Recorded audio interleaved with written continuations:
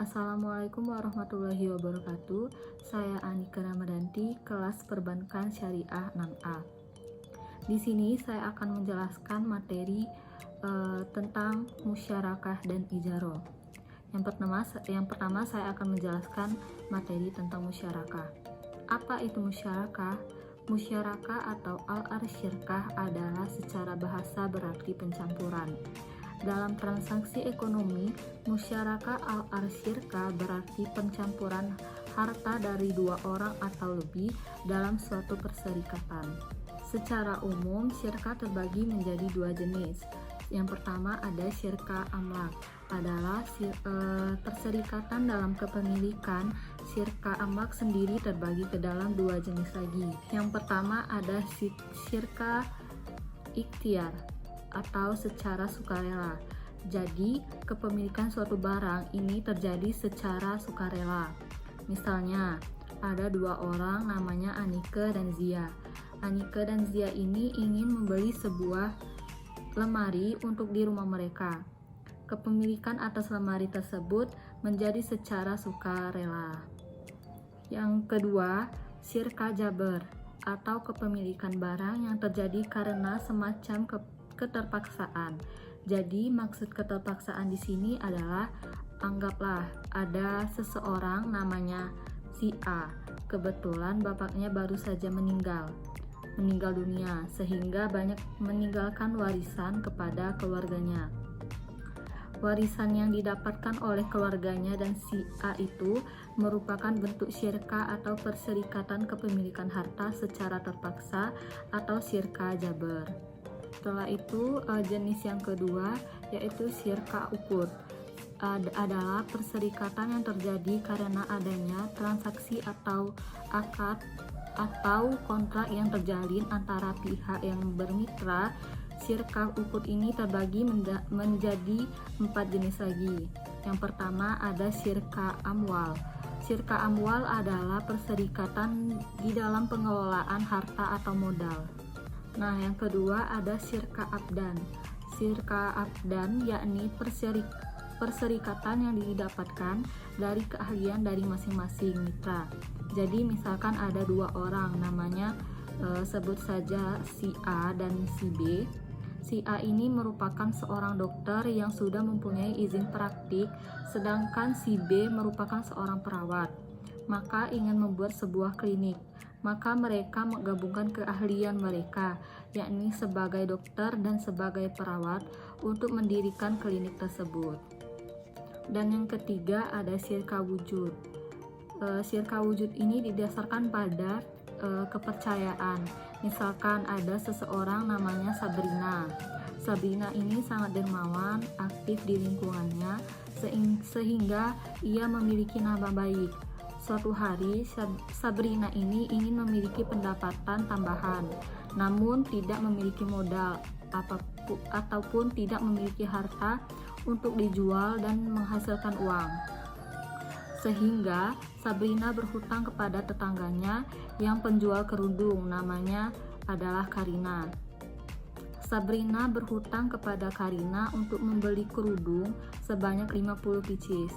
Dari kerudung yang dibeli secara kredit tersebut, Sabrina jual secara kontan, dan keuntungan serta hasil penjualnya menjadi milik Sabrina.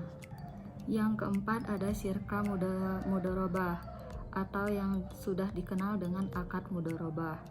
Jadi pada dasarnya akad mudharabah itu termaksud ke dalam salah satu jenis syirkah alias perserikatan secara umum. Musyarakah atau al-arsyirkah terbagi menjadi dalam dua jenis lagi. Yang pertama syirkah amlak, yaitu perserikatan yang terjadi atas dasar kepemilikan, dan yang kedua ada syirkah uqud, yakni syirkah yang terjadi karena transaksi. Nah, syirkah yang sering digunakan akad-akad dalam transaksi ekonomi Islam adalah syirkah inan. Syirkah inan ini termaksud dalam bagian syirkah amwal, perserikatan dalam harta atau pengelolaan modal. Dalam syirkah inan, modal atau harta yang disertakan oleh dua pihak yang bersekutu itu tidak harus sama. Ini ada implikasi keuntungan mereka dan juga kerugiannya. Di dalam keuntungan dari syirka ini bisa dibuat berdasarkan kesepakatan, sedangkan untuk kerugiannya itu dibuat berdasarkan porsi modal yang disertakan tadi. Contohnya, misalnya ada dua orang yang ingin bersekutu membuat bak sampah, namanya Nisa dan Dini. Nisa ini menyetorkan modalnya sebesar 40 juta, sedangkan Dini menyetorkan modalnya sebesar 60 juta. Karena mereka membutuhkan 100 juta untuk pasti keuntungannya itu dibagi 50%. Kita anggap mereka mendapat keuntungan bersih sekitar 300 juta, maka 100 juta diberikan untuk Dini dan 150 jutanya lagi diberikan untuk Nisa. Lantas untuk kerugiannya itu didasarkan pada besarnya penyertaan modal. Kalau Nisa tadi menyetor 40 juta, maka Nisa hanya membayar kerugian sebesar 40%, sedangkan Dini menanggung 60% dari kerugian. Selanjutnya yaitu rukun dan syarat syirka. Yang pertama ada pihak yang bertransaksi, yang kedua ada sigo, yang ketiga ada objek yang ditransaksikan. Untuk pihak yang bertransaksi, syaratnya adalah kedua belah pihak atau pihak-pihak yang bertransaksi harus memiliki kecakapan dalam bertransaksi, seperti mereka sudah dewasa, sudah balik, tidak gila, dan lain-lainnya. Terus sigo itu adalah ijab dan qabul. Jadi ada pernyataan yang jelas dari kedua belah pihak. Misalkan tadi Dini dan Nisa. Dini mengatakan, apakah kamu mau untuk berserikat denganku untuk membuat bak sampah? Dan kemudian Nisa menjawab, iya aku mau, dan sebagainya, yang menyatakan bahwa mereka bersepakat untuk membuat sebuah usaha bersama. Nah, yang selanjutnya ada objek syirka. Berkaitan dengan objek ini ada 3 hal yang harus dipenuhi. Yang pertama modal, yang kedua keuntungan, dan yang ketiga kerugian. Yang pertama tadi ada modal. Dalam syirkah inan, modal yang disertakan tidak harus sama besarnya.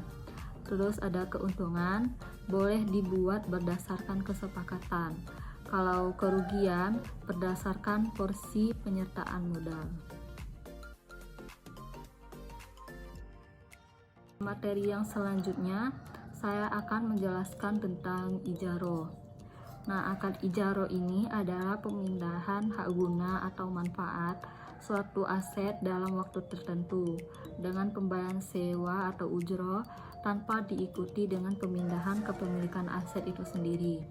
Adapun yang dapat diijarohkan adalah produk-produk yang sifatnya jasa atau memang manfaat dari suatu benda. Nah, contoh dari akad ijaroh ini, misalnya saya membuka usaha pengetikan tugas. Jadi yang saya jual adalah jasa saya dalam mengetik. Terus bisa juga saya menyewakan mobil mobil saya. Yang disewa adalah mobilnya. Manfaatnya bahwa mobil bisa membawa kita ke sesuatu tempat lain, ke tempat lainnya. Nah, selanjutnya ada rukun dan akad ijaroh. Nah, yang pertama ada pihak yang bertransaksi atau orang yang memiliki barangnya dan orang yang ingin menyewakan manfaatnya. Yang kedua ada zigo atau ijab kabul, itu persetujuan antara pihak penyewa dan juga yang menyewakan. Terus yang ketiga ada manfaat dan dari barang yang disewakan. Nah, dan yang keempat itu ada kompensasinya atau biaya sewanya. Nah, selanjutnya setelah ada rukun tadi, sekarang saya akan menjelaskan syarat-syarat ijaroh yang harus dipenuhi. Yang pertama, ada dari pihak yang bertransaksi haruslah waras, tidak gila dalam artian dapat mengendalikan dirinya dalam keadaan sadar. Yang kedua, kemudian umais. Apa itu umais? Umais adalah orang yang dapat membedakan antara hak dengan yang batil, membedakan mana yang benar dan mana yang salah. Nah, dan yang ketiga, kemudian barang yang disewakan atau yang diijarohkan itu harus kepemilikannya penuh. Terus yang keempat, harus valid dalam penjelasan ijarohnya. Harus jelas upahnya berapa, durasinya berapa lama, penyewaan berapa lama, dan lain-lainnya. Nah, dan yang kelima ada luzum atau mengikat. Barang yang disewakan sudah harus bebas dari kerusakan.